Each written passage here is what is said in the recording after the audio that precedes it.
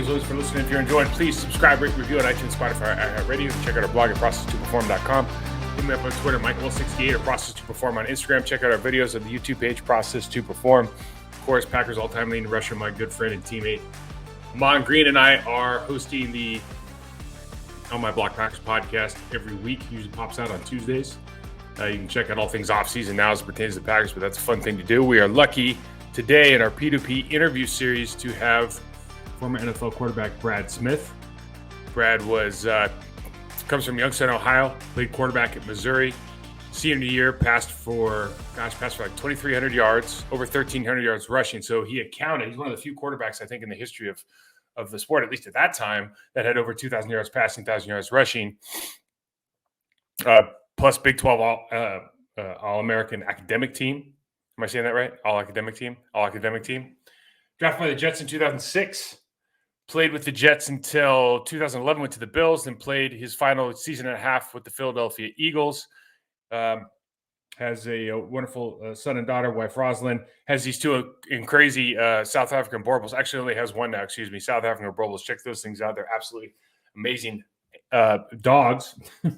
Which when we met him last week, he saw me show me a picture of those. I fell in love with them. There's a lot of great things around the community of Austin. So we're going to join this interview in progress. Enjoy. But can you start off today? Just tell us a little bit about. So I kind of went through. You have an amazing career. I was from Youngstown, Ohio, and then when you go to Missouri, you end up. I don't know if you're. I don't think you broke a couple of Missouri records, but you passed for over 2,300 yards and you rushed for over 1,300 yards your senior year. Like, there's not many guys, especially back then, that were doing that, putting up those kind of numbers, right?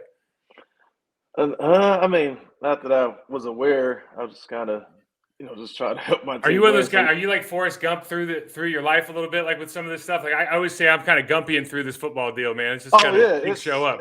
It's really crazy. It's like put your head down and go play, and then things happen. Like you talk about Forrest Gump was like, so the earliest, part of me. So I was born with club feet, and my feet were like completely turned in. So they had to break my ankles and my feet and all my bones, and had to wear like those Forrest Gump braces.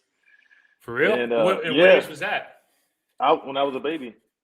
Yeah. Wow. So I think, I had to be 2-3 years old when they had to do all the breaking and braces. So when they told my mom I wouldn't be able to walk, let alone run, and my mom's a praying woman. Yeah, and so she prayed and prayed and prayed, and I was able to run. But through my career, it was I just go play. Not worry about all the other stuff, and then things happen. When did you? So you're growing up. So you don't remember this, I'm sure, but like, did your mom tell you stories? Maybe you do remember. As far as you come out, you're wearing these braces, you're in pain. How was your mom? Was she like tough love, or was she? How did she deal with that situation? That's not easy. I mean, she just was. That was her baby. Like, she had been through and was going through a lot. When she had me, and there's the stresses and relationship things, and financially being things not going well, and just a lot of stress in her life. But she just said, like, having me and taking care of me was kind of like almost a stress reliever, and just gave her an escape. So she not lovey-dovey per se, but she just seeing her strength and just her expectations of getting things done. So there was no like excuse for not getting something done. So even as a baby, now can't remember, of course, but just looking back, I can imagine her just having that expectation. Are you going to walk, or you're going to run? You're going to do these things. You're going to be fine. And that mentality kind of stuck with me through my life. And once you healed up, was she like? Was your mom like, all right, now it's time to get outside and go play sports? Or just get outside, do something. But so she's a single mom. I have an older brother and older sister, and we ended up moving to Youngstown, Ohio. We actually lived in Los Angeles. Then we ended up moving to Youngstown, Ohio, and we were around her all the time. From school, home, church, like just with her. So she wanted us to be around some men, and that was basically her point was just to get us tough, my brother and I. So she just threw us out there on the church's football team, and You know, they like Versus, do what versus you need to do with them. Really? Did you play any Yeah, other sports? started playing basketball, YMCA. That was the first sport I ever played. Did you have the Uh, carpets at the YMCA? Did you have the carpet courts at YMCA? Actually, the Youngstown downtown YMCA had the nicest wooden floors, and they still Oh, do. So I'm sorry, that phone's ringing. that's all right. They know they call the home phone. You know you're not answering it. So I didn't even know people had home phones anymore. You just got me beat, man. I didn't know they yeah, existed. I'm dated. It was for like security when we first moved here, and then they kind of changed it to where you don't need it anymore.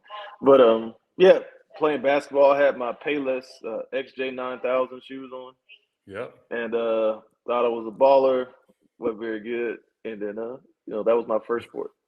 So you go to University of Missouri and you go as a quarterback. So you must a high school career must have gone pretty well for you. And then you go through Missouri. You have a great career. Now there's questions coming into the draft. Like you're one of those guys who had the capability of doing a lot of things. So you're getting looked at as okay. He could be a quarterback. He could be this. He could be that. Like how did you? We've seen guys do that. Like I worked with Logan Thomas a little bit before he became a tight end. He was quarterback at VTech, and he came out. He was down in Miami for a minute when I was there, and you're working with him. And he's kind of like trying to, there's a long jump from here to there, but usually we're finding that like quarterbacks can do multiple things. Edelman's a real famous guy. Obviously, went from quarterback to receiver, had a lot of success. But when you're coming out as a quarterback, I'm imagining you. Hey, I know I'm a quarterback. I want to play quarterback. Like I'm not looking to do this other stuff. Oh, for sure. So how'd you deal with that? Yeah, just coming out, you go through all the draft process and meetings and the workouts, and they were all, throwing drops, QB meetings, all that kind of talk. And did you have to set the narrative for that though? When people are coming in, you're like, no, this is what I'm doing. I never answered that question. It was just they came in and they just gave me the ball, went through all the workouts, and so it was even the combine. It was never a question about what it was. So you get to your draft day. I mean, you hear, kind of from the media, like, well, can he do this? Can he do that? And so that, that's a little tough because, they're kind of questioning, your ability and what you believe about yourself and what you can do. So of course that, that takes a little bit of a toll, but at the end of the day, I just looked at it as a blessing to be able to make a career and get to play at the highest level.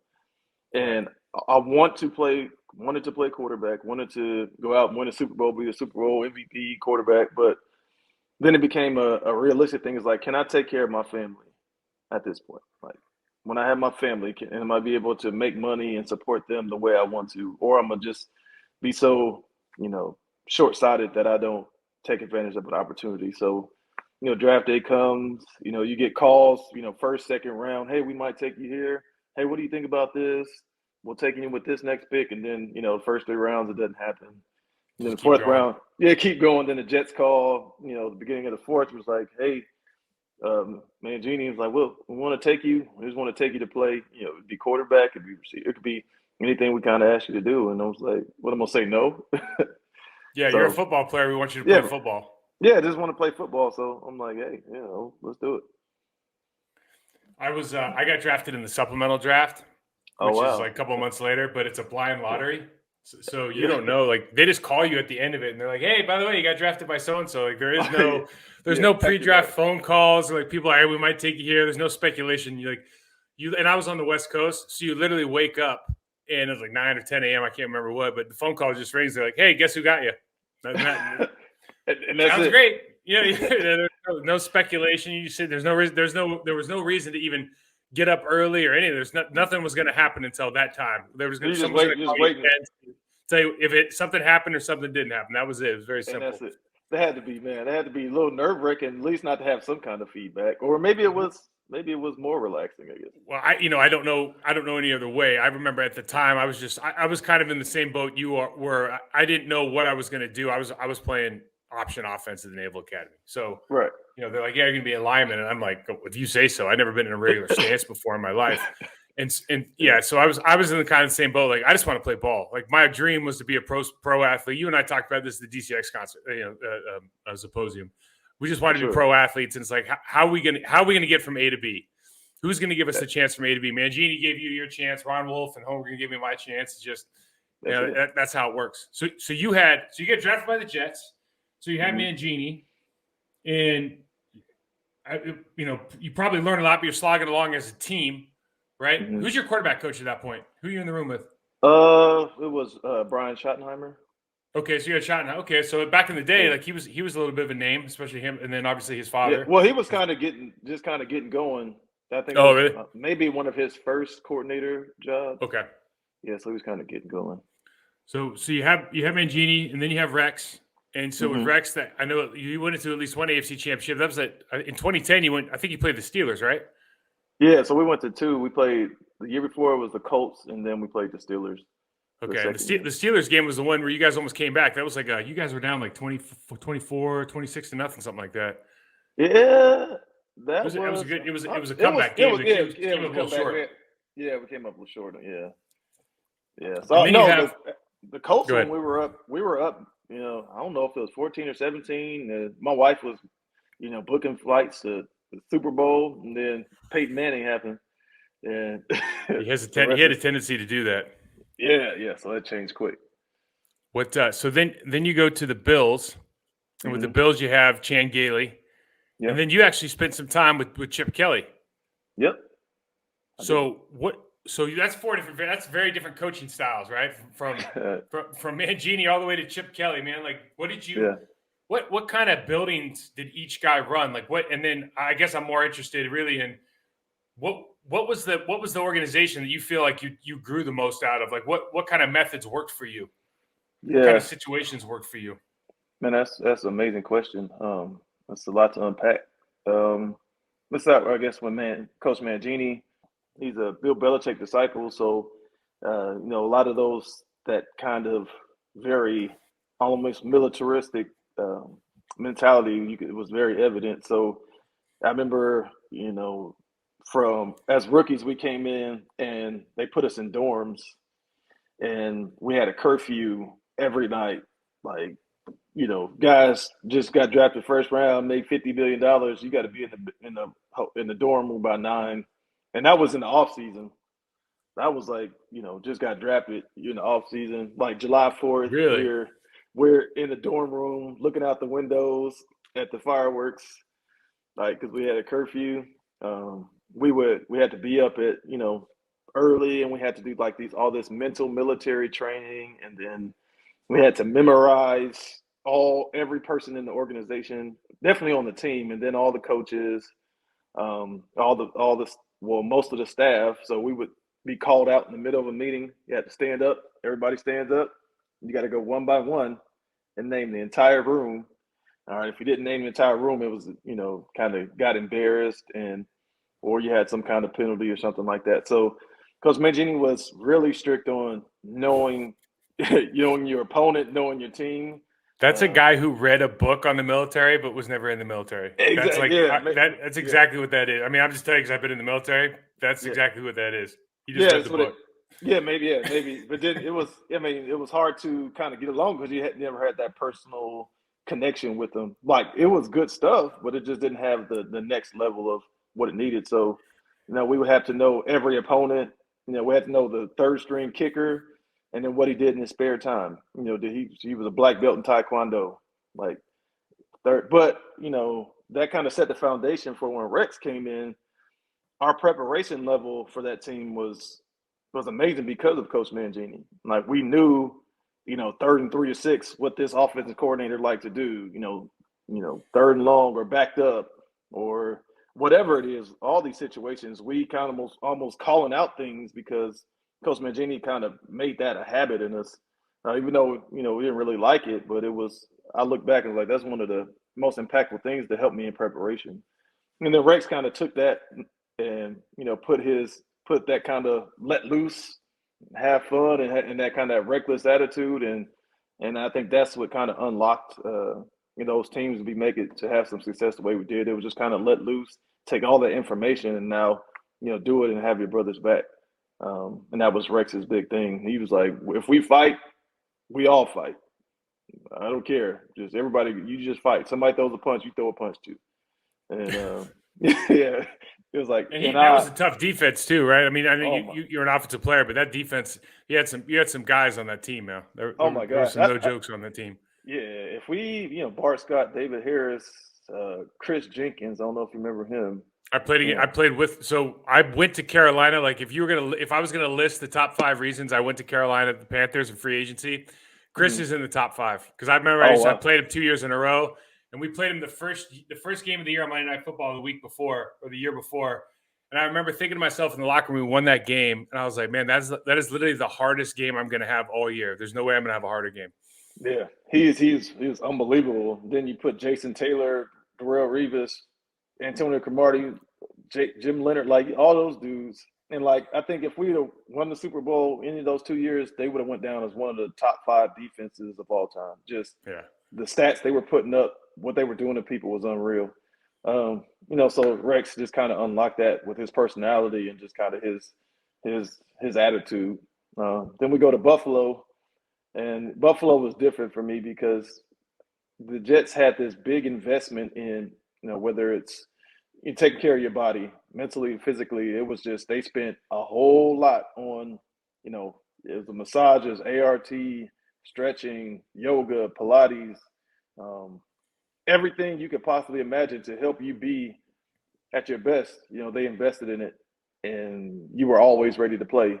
And then you get to Buffalo, and it didn't quite see that at the time. And I think now they've kind of stepped it way up, but at the time it just wasn't there. And it was just kind of just a different vibe. And, just struggled mentally, adapting and, getting used to that environment. My teammates were awesome, dealt with some injuries. So it was a tough time. Really, sometimes really fits time. like, hey, here's a question. Like, how many guys in the league do you think are fit players? You know what I mean? Where you just got to find there's a handful of guys it doesn't matter, right? But the majority of the guys probably have to find a fit. It might not be one team, but you got to find that fit, right? It's absolutely a fit, and you have to have a team that's willing to see you as a fit and then use you in a way, or a commitment to using you. I think a lot of times teams, they do things to take you away and weaken another team, and like that's just a real thing. And I think, it was partly what I experienced. And then, just to go along with having that fit as well, was it the fit that we needed? So then ended up with Coach Kelly in Philly. We playoff team, was able to contribute there. And his system was, those practices were brutal because it was all no huddle, full speed. So imagine 2 minutes like you do at the end of practice every single day from the beginning to the end, and it was a beast. But I learned a lot from there, especially with the sports science stuff. So just a lot of different environments. The Jets were definitely, just the kind of family atmosphere and how we connected with each other is where I felt I grew the most. And a lot of those relationships are, still strong to this day. Yeah, it's always interesting when you have a guy that is very, a heavy disciplinarian, and then so you get that structure, but you're also, a lot of guys are they can't play with anxiety, right? Or nervousness. All right. Right. So then they bring that new personality in who's like the polar opposite. It's not like Rex has this persona, the larger in life persona, but he's got a lineage, right? He's got a history. So he's got a structure and framework. He wants to do everything, but it's probably not the same. And so it feels like it's like a weight off your back, right? You got to drop that bag of bricks, and then it just works. And it's not going to work forever because like that pendulum just swung, and it probably swung too much. So it's not going to work forever, but for a couple of years, it's going to be like that's when you just got to, when you get those chances, like you got to capitalize because it's not going to come back for a while, is it? You hit that right on the head, man. Because, like you said, it's that preparation from Coach Mangini and that mindset, combined with what Rex brought, I believe, pushed us to those levels of success. And then it's hard to have one. If you don't have one without the other, pendulum swings too far, and it maybe not go as well. So, and Rex, the thing is, like, Coach Mangini would have 3-hour practice, but Rex would too. It wasn't like he was, cut it to an hour or something. Yeah, back in the day, that was just standard, right? I mean, but it just felt different. The 3 hours yeah, it went by faster. It felt a little bit more fun than it's crazy how that works. I remember in Green Bay, I never, and I don't, maybe it's just because I was used to it and whatnot. And maybe it was coming straight out of college. It feels different, but I never thought ever in Green Bay's, even if it was hot outside training camp, I never thought like, man, this practice is we're just doing too much. Like I Right. never felt that way. Yeah, for And sure. I remember I went to Carolina and we were doing training camp in Spartanburg. And I just remember I had to get IVs after every practice because I was so dehydrated. And I just remember thinking like after day 5, I'm getting 2 IVs a day. I just remember thinking like it just doesn't seem, and I love prepping. Like it was my favorite part of the game. But I just remember thinking, man, this doesn't seem sustainable. Like this doesn't seem like it's gonna work out. I think people are gonna get hurt, Yeah. I never felt that way before. But it's just people have different styles. Like our coaches are gonna stretch like whatever framework we give them. They want to stretch it to the maximum, and that means different things. Fortunately, unfortunately for different coaches, I guess that's why there's some teams that have success and some don't. Absolutely. Well, I guess that's what. Yeah. Go ahead. Sorry. Well, I was just gonna say. So, when did you start seeing an opportunity to do more on the field, like get more reps on the field, maybe outside of the traditional position? So in my first year, the first practice I was out there and they had me running routes. So that was like that first OTA, and I about died. Like I laid on the field afterwards, and I'm like, what in the world am I doing? Because as quarterback, you run. It's not the same running. It's like you run with everything in front of you. Your pace is different. Like you see it all happen. But the running routes is like it's like a marathon every day. And my feet were hurting. I was like, I don't know about this. So that first year, I would do that, and then so you practice playing receiver, and then preseason games came around, and they just threw me in at quarterback. Like that's what I was getting. So your time was like, were you going to the wide receiver? Because you would think, like intuitively, I go, well, the quarterback knows more than everybody else, right? And you just kind of go, okay, well, I know the X is doing this, and I can kind of visualize that. So I would stay in the quarterback room, and then I would maybe go run some routes, but I would really still be in. How did they treat that? No, man, that's what I was. You would think, but I would do all the receiver stuff. And then, like literally that first year, I would just in the preseason games, they would meet with me like the night before, like this is what plays you're going to run, and then like go in the game, be like my first reps. Really? Wow. Yeah.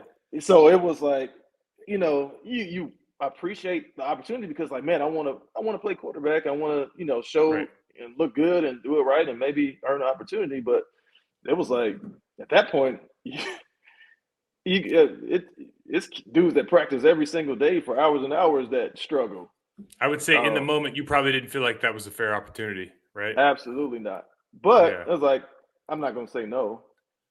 So what are you going to do? The problem is and this is the problem with the NFL, right? Or not the problem with the NFL, but so you've been on good franchises and bad franchises. I've been around them too. And when you get drafted by, let's not even say the good, let's just say the right one, like the one that sees you for what you see yourself as, right? Exactly. Or maybe they see a better version of you, but they at least it's in the same framework. Then you feel like, man, I got a chance. But if you go to teams that, they draft you and then the team's just switching coaches every year, they got a bad owner, they're just struggling to be a 500 team.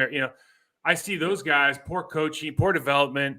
And I tell them, I was like, I hope for you that you go somewhere else and get the chance to do what you do, right? Because we don't have a choice. Everyone thinks like, oh, you got it made. And it's like, no.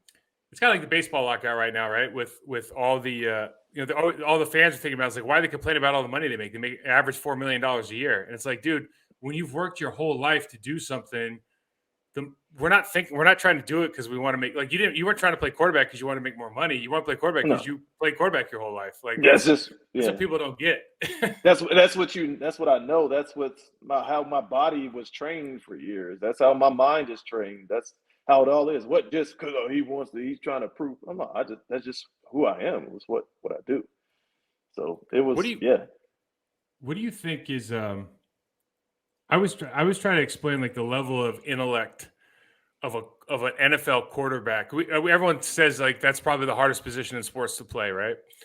I But the agree. level of intellect and like processing that a quarterback is capable of compared to pretty much, I mean, certainly me or anybody on the line, but anybody other position on the field, like, is it fair to say that you guys are PhDs in whatever offense you're running and defense you're running against? Like, how would you view that kind of that level of or depth of knowledge?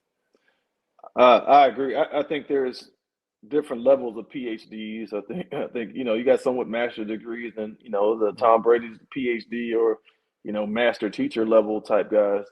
But just the level of information, just baseline information to be able to snap the football is far beyond what you could even imagine from starting in the what not even calling the play yet, the protections like 600, 700, 800 protection slide, max protection, who's blocking who has who, the responsibilities, and then having that idea in your mind and knowing what's going on there.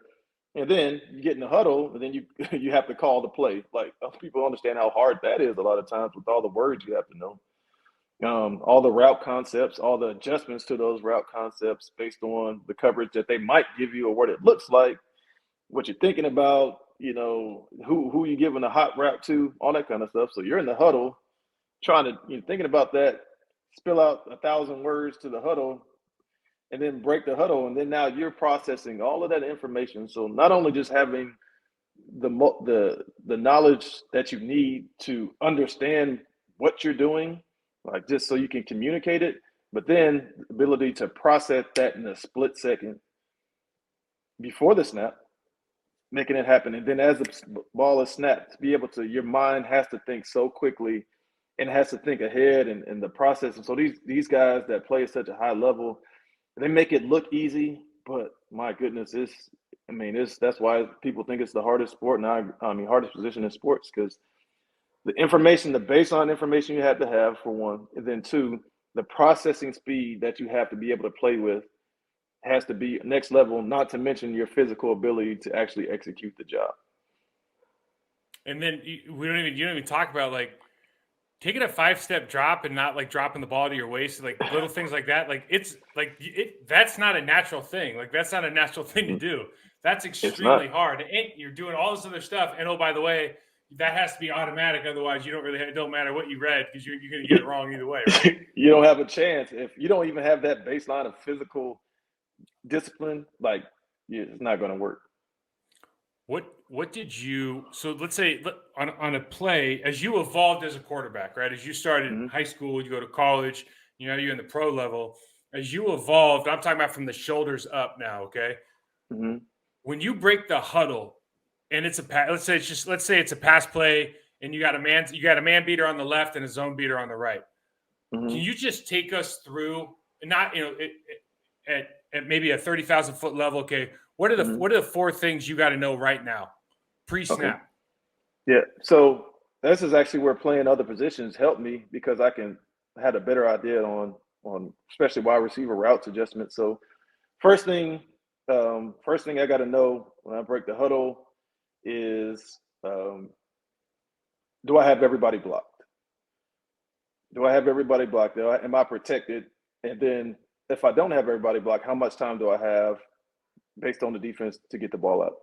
So that's number one. And then, number 1A would be how many safeties are on the field. I always start with safeties. Is there two high or is there one high? Two high, and then I look at and see how far those safeties are down or back, or if they're covering somebody up that somebody else might blitz. That's my next step. Then after I take the safeties, I take the corners to see their alignment and who are they looking at? Are they looking at me? Are looking at the receiver? Are their bodies turned? What do his feet look like? So I'm looking at all that. You see a lot of that on tape, right? Like you're pulling a lot of this stuff from specifics on tape, footwork, eye positioning, etc. Right? Yeah. You're pulling that off the tape, and then it kind of gives you a baseline to go off. Like, this is what they typically do. But then, okay, you got to confirm it as you get out there, because they could show something disguised and flip it. So you check the Do I have it protected? Let me see my safeties. Let me check my corners, and then I take the route concept. So if it's middle of field open, just a 30,000 foot view. One side of the field will be um, middle field open read. So it could be a right, it could be a corner and a hitch, or in the backside it could be a curl and a flat. And as you're dropping, you're confirming everything you think. All right. So let's say there's two safeties high, and I'm going to go to my hitch corner route combination. So I'm dropping. As I'm dropping, I'm confirming that the coverage is staying what I think it is. Mm-hmm. If it's staying what I think it is, then okay, now who can I manipulate to help the receiver get open even more? Whether I want to hold the safety so the corner can have more room, or hold that corner down by staring at the hitch, I can do that. But as I'm dropping, and let's say they invert that safety down and they go to one deep, I got to be able to take my drop as I'm dropping, see a safety inverting, also make sure that guy isn't blitzing, and then get my eyes to my other read, which is my middle field close read, which is a curl route combined with a flat route. So, that's basically, if you got a man middle field open, middle field close read, that's kind of all the things that happens, from a 30,000 foot level. So you just hit like 12 things in like half pre-snap, half post-snap, right? Yeah. I'll give you, just for comparison, I'll give you mine, right? Okay. What front of the end? Here, it's really simple. What front of the end? What's the safety? Is the guy in front of me telling me anything? Job done. That's really about it. It's like, the centers are there. Now, their job isn't simple. I mean, they got to know. They know just as much as a lot of quarterbacks. Some quarterbacks don't even call it; they let the centers call it. Yeah, so in Green Bay we had Brett, and Brett. Oh yeah, so we would call, but we would call like all the we could call all the wolf blitzes, all the stunt. Like we could call everything on the line for him. Like we just, cause that's the way we were coached, and we would go. We were like one of those teams that had Friday meetings with the quarterbacks, and like we knew where everything was going. We had Frank Winters who'd been there for 15 years, And so we were lucky to have like a guy in the room who taught us all of that early. But usually it's just reserved for. I played with a left tackle, Chad Clifton, who was one of the most talented guys I've ever played with, right? And Chad would be like, all right, who do you got on this play? He'd just be 8 defensive end. That's all. It's like, what else is going on? Like, there's no answer that was ever not defensive end for him. Like backside, would be like, dude, why don't you go up to linebacker? He goes, they pay me to block defensive end. Right, and the crazy thing is like some systems are so detailed that you have to be able to sift and adjust and like pattern read and do all this stuff. And then some coaches like even take all that and then they take a guy and are able to take one guy and make sure his job is simple. Yeah. And then while everybody else kind of is doing all the it's not that you're making. I don't want to say making up for it, because they're making his job simple because he's really, really good at what he does. Exactly. And they don't want to let's not overload somebody. Mm-hmm. Like if you're really good at making shoes, you don't need to you don't learn how to make swords, man. You know what I mean? Exactly. And I think coaches are underrated because they can take that same system, that complexity, and then take pieces of it and simplify it for where they want to simplify that. And I think that's incredible. Yeah, that's something that we don't talk about a lot. Is sometimes I talk on this about like I get a little bit tired of all the scheme because I'm more interested in like how you perform, like how you process your information, your footwork, like all that stuff.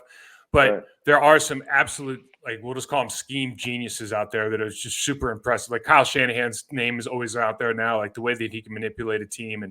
And I know his run game coordinator, they're like a super, super impressive group. Just putting people in wrong situations, having eye discipline, just like little stuff like that. Like it really is a very, very unique skill set that you would think it wouldn't be that hard, but it is incredibly hard to be that good at it. So it really is.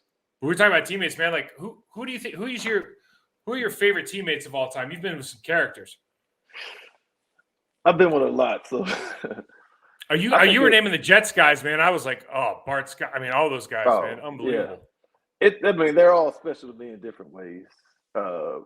Just the guy that kept it interesting, of course, is Bart. Like in the locker room, and like it's just always a debate going on, or argument, or they messing with somebody, talking about somebody's suit before a game or a tie. So like guys like Bart, Damian Woody, Oh yeah. Yeah, I forgot you were with him. He was real, yeah, huh? yeah, he was real. Like when you got guys like Damian, Brandon Moore, and Sean Ellis in a locker room, there's not too much like junk going on. Like they're shutting it down. And for grown men to literally, not to say, I wouldn't say fear, but to respect those guys so much tells you how much like respect people have for them. Like these dudes were no joke. So if they saw something that wasn't right, they right in the middle of the locker room, they would call that out. So those dudes, man, just were a special group. Probably people like I really looked up who Jericho Cotchery. Yeah.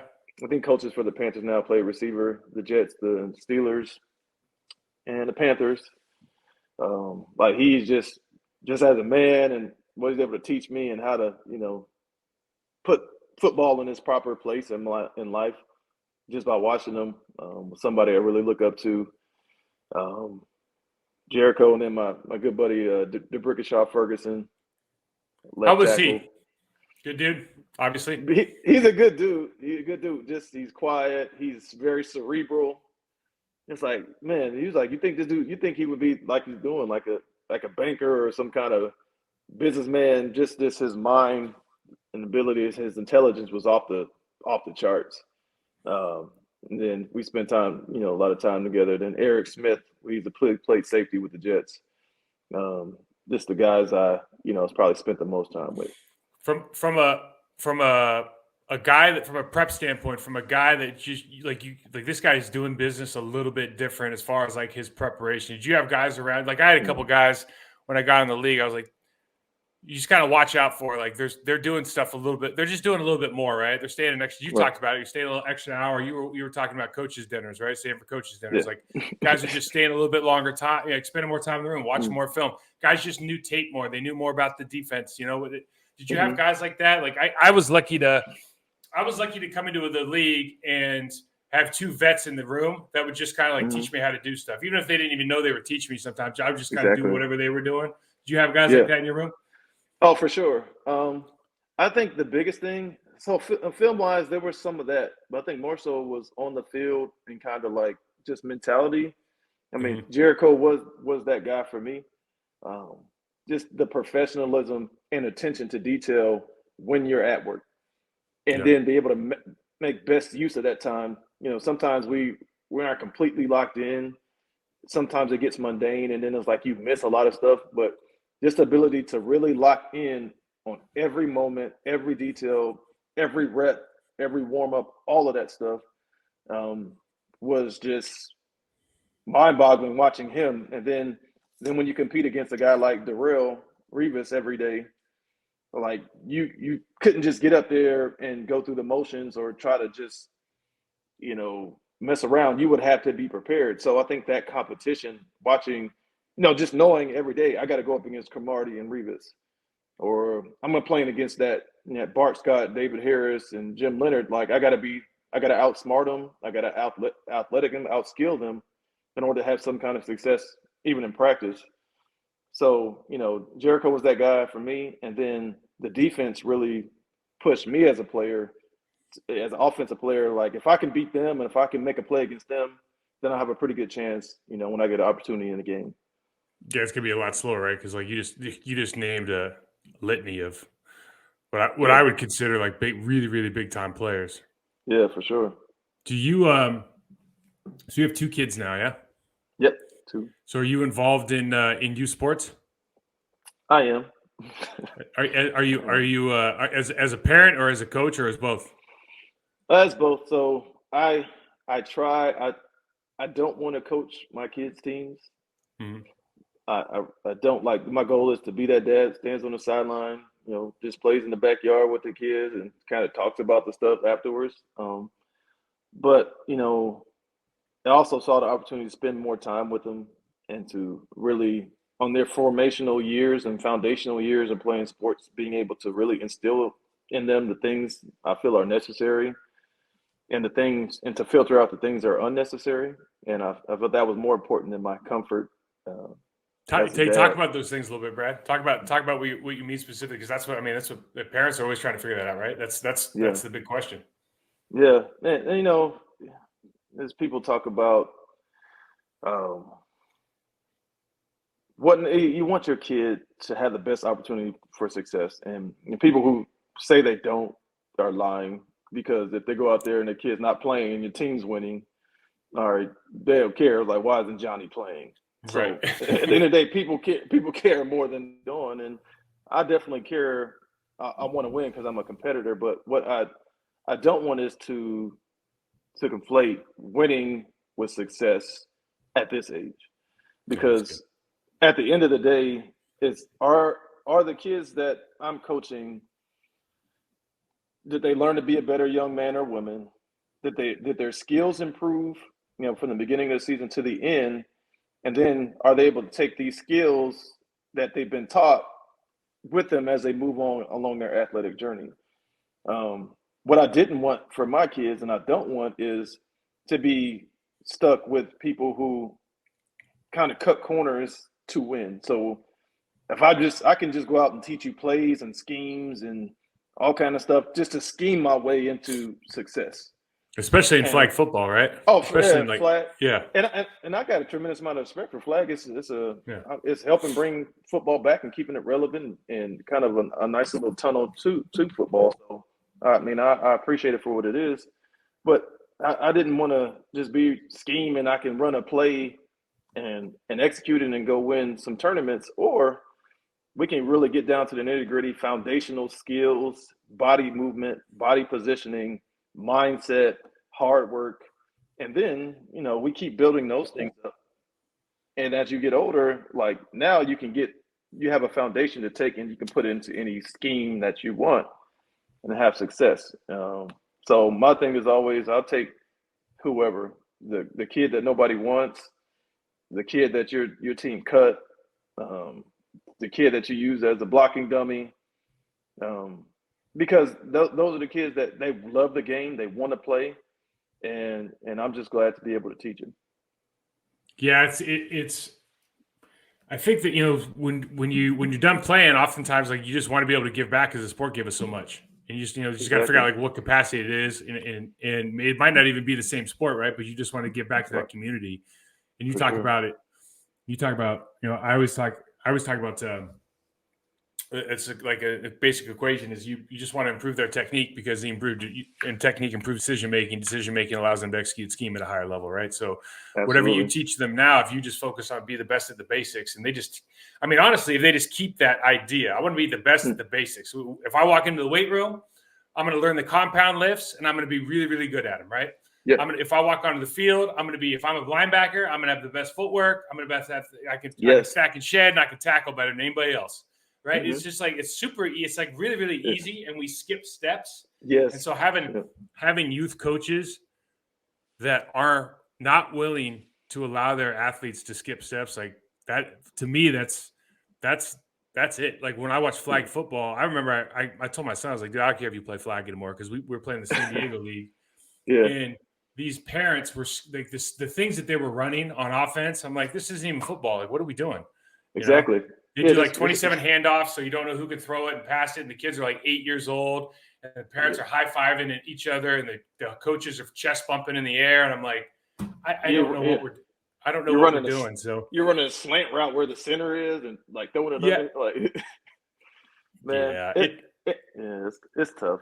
But like you were saying, like when I played, I didn't want to create anything new, like. Because I didn't feel that was the best path. Like, I didn't want to be just like, I want to create this new thing and then be good at that. I was like, I want to take the basics, the fundamentals, and I just want to focus on them and kill these fundamentals.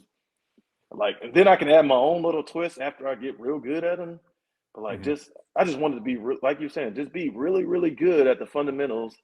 And then you can start doing, cool stuff and stack it on top of it, but like we can't skip that step. We can't skip that base foundational step in order to have short-term success. And you had the ball in your hand all the time. So like a guy like me, you basically, it's not, I don't want to say it's robotic because everybody moves differently and you have, some athleticism that goes into it. But with an athlete, especially with a quarterback, somebody's playing with the ball in their hand all the time, once you're really good at that stuff and you have that foundation, now that's like your personal expression comes out, right? Like Yep. your personality can come out in your play much more Mm-hmm. so than if you're just you're walking around there with like 2 left feet. Like you got no chance, right? You can have the great Exactly. personality, but you got no mechanics to as that foundation to actually make it, like, to show everybody how much you really love what you're doing. Yeah, man, that's so good. Like you put into words what I've been thinking my whole life, man. Like you should be a counselor or something. Camp counselor, man. Camp counselor, Camp, Camp Luongo. Camp wrong. Yeah, so it's like, what I mean, as a youth athlete, like I mean, I played quarterback growing up as well, but it became, we're going to use your athleticism. So running the ball as a quarterback, there wasn't an emphasis on throwing. So people start taking advantage of that skill and really, doing that. And it, of course it helped me go a long way, but at the, expense of, developing that mechanics and that footwork. And then you get to college and you have to learn all of this stuff I mean, a lot of coaches just don't know how to teach it, or what to teach, but just those foundational skills, like you could take advantage of somebody's ability or you can help develop it, and I think there's a difference. Did you get caught in? Did people look at you and see Mike Vick? Like, did you get caught? Because at that time he was hot, right? Like he was the guy. He was the new. This is what the new quarterback's going to be. Yeah. Did you get caught? Not. I don't mean you personally, but did people start looking at you like, oh yeah, he's so and so. He can run, he can throw, he can do this and that, and then because it pigeonholes you, right? I mean, it pigeonholes you a little bit. You could be a drop back passer who happens to run the ball really well. I mean, that's kind of what we're seeing nowadays, right? If you take Lamar Jackson out of it, and you look at, if you look at Mahomes, if you look at Josh Allen, for name 2, Russell Wilson, Aaron Rodgers, these are guys that are drop back players, but can all really scoot. Yeah, and that's become kind of the new norm, as opposed to Lamar Jackson's now like this complete outlier, and to me, he's the best who's ever done whatever that is. Like, he's the best who's ever done it. But it's difficult because if you try to make anybody else him, you're pigeonholing that other person. You're putting that person really in a situation where it's not fair to anyone. Right. Yeah. I mean, it's the watered down version of Michael Vick was what I've been called. Coming out, and even in college, you're watered down. So you kind of have that comparison. Then you have, Vince we played at the same time. He was at Texas. Vince Young, Reggie McNeil. Forgot about Vince. He was he was amazing, and they had a really, really good teams. But I think when you talk about the evolution of the quarterback position, especially for athletic guys, is the Deshaun Watsons, it's the Josh Allens, who maybe in our time would have been more like the Lamar, where you zone reading every other play, or you a lot of design quarterback counters and all that kind of things. But now it becomes where they're so threatening now is because everything's not a design. Everything is they're going through progression, they're RPOing. And then that's the resort. That's that last thing after all those progressions happen that absolutely destroys defenses is that guy can go. He can scoot. That A-Rod been able to, at the last second, pick up 15, and it's easy. And I think that's why quarterbacks now are so dangerous, because they always have an answer. They always have an answer at the end of the day.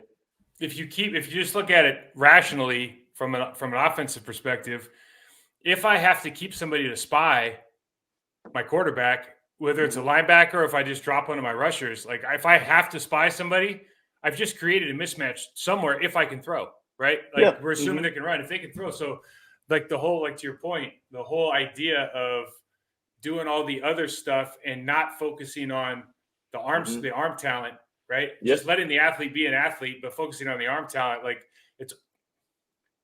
there was probably 10 years there where we did a disservice to a lot of good quarterbacks from a development standpoint, just the way they think about it. I absolutely agree. A lot of guys who could have been playing at the NFL level. It's just we just didn't develop that part of them as much as we could have, and then but that was just a trend. Like we're gonna make this a big part of it, and then this is just a secondary part, and that's just the way the game goes. It ebbs and flows, and things happen that way. Yeah. Who's the team you follow now? I don't really follow teams, people Yeah, really, yeah, okay, and yeah, so I get it.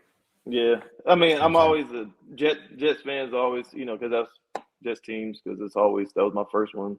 I'll keep up with the Bills and the Eagles as well, but probably Jets. But just the guys I like. I mean, I like watching Deshaun Watson when he plays. I like watching Russell, um, What do Aaron. you think of Russell Wilson? I'm so torn Yeah, on him, man. I'm so torn on yeah, him. man. I don't know. Just as a He's player, talented. Like yeah. he just turned into that less. It's not his fault almost. Well, maybe it is. I don't know, but like that whole idea of like they were winning Super Bowls with defense and a running game. Hmm. Not when they won one and went to another. They should have won two, right? Right. And then they like somebody in social media was like, "Yeah, let Russ cook." And it was like, Mm, man, they don't win that way. Like it yeah. looks great. Like he's super talented. Like it's fun to watch. But I play offensive line, and if my quarterback's holding the ball for 5 seconds of drop back, dude, I am pissed. Man, Like yeah, I'm you make super, yeah. dude, and everybody. Uh, Ben Roethlisberger did it. Rodgers did it. Now Russell's doing it. Deshaun Watson. Deshaun mhm. Watson. He's not really. That's not fair because they were throwing the ball last season before his stuff happened. They were throwing the ball like 50, 60 times a game. So at some point, Yeah. like he had to You hold gotta the hold it a ball. little bit. But he's Yeah, hey, yeah. Mm. he's next level. He's a next level player though, man. I I, hope. I I think Russ, yeah, he is next. Hopefully he gets back right, Deshaun. But Russ, I think I would put it less on him. I mean, of course, he's part of it, but Mhm. as an organization and team, you also get enamored with the personality or the superstar quarterback. It's like as long as we got this guy, we're able to do the same things we're doing, and you really lose the focus of the team and what really got you to where you are. Like as offensive line That's a was very good strong, point. the running game was amazing. Marshawn and who was it? It wasn't Chris Carson? Um, Well, they had Turbot. They had a couple oh, different Turbin, guys. Robert Turbin. Yeah. Yeah, yeah. So they can ground and pound that thing, and the receivers were solid. I mean, they didn't have DK back then, No. or guys like that, or Tyler Lockett. So it was that combination of Percy Harvin returning kick, so that you lose focus of what it actually takes to win consistently at that high level, and you just assume like just because I got a superstar playing quarterback, then we're going to win playoff games and championships. Like you have to have just, I mean, just like every team has to have a complete unit to be able to win, You have to have an not just a identity, guy. right? You're saying they Yeah, because yeah, basically when you get a good quarterback, and all of a sudden it's like, okay, I got a good quarterback, so I got to go have good. I have to have good receivers now, so they go draft DK right, when they probably not that they shouldn't have drafted him, but you go, okay, well, who yeah, are the other really good linemen or running back? Somebody else that we could have drafted, defensive lineman, etc. That's why yeah, Joe Burrow to me. Joe, you tell me, but Joe Burrow is a complete unicorn because I have no yes, idea how he made it as far as he did, getting hit as much mm, as he does. Like, I don't think they had any business being anywhere near the playoffs. I mean, if you just look at his team, you look at yeah, any other team that gets sacked 50 times, and again, we can kind yeah, of delegate whose fault that is, but there you have hmm no business being in the Super Bowl, AFC Championship. You have no business being anywhere, and he just no, managed to like not only not only did he get rid of the ball, 27 out of the 40 times he didn't get hit, but those 27 yeah, times were like magic, dude. Like him and all those receivers he has, the tight ends, yeah, Usman's a stud. Like they're stacked, dude. yeah. I mean, who's the old coordinator? Joe Brady for the Bengals? Yeah, I think I it's think, or well, somebody. no, it's who they just picked up. Well, so I know Zach. Zach is, I mean, it's Zach's Zach Taylor. calling plays. Okay, Zach. Okay, yeah. I mean, Yeah, props to him for like just how quickly he was able to process and then know where to go with the ball. Like not just hit, and of course, yeah, Joe has the physical ability, but like his ability to process and put his team in those positions, like and like you said, it's definitely a unicorn. And it happened with us with the Jets because you look at it, it's like we were able to run the ball, we're able to play defense. Sanchez and those guys were able to throw the ball up the field when we needed to and make plays. Special teams were able to make plays. It's like if you have a unit, a team, like I think I don't know, social media, whatever, it's become so individualistic that you really lose track of what it means to be a team and teams win. whole teams win, not just a certain group of players win. Yeah, and you guys with the Jets, man, like that's so for old heads, you had the formula. Like that's the team that I want to play on. I want to play on the team with a great defense. I want to play on the team with a good offensive line that has a running game identity. And the quarterback's he doesn't have to, you can call him game man, you call him whatever you want, but he's not, we're not forced to throw the ball 50 times in order to win. Like we're not Dan Marino's team. Right. Which is just, it's really sustainable. But listen, this has been fantastic, man. I really appreciate you coming on and sharing some of your story. The last thing maybe is just when you look back at your career, what are you the most proud of? Like what you look back, you had a hell of a career. Like what are you most proud of?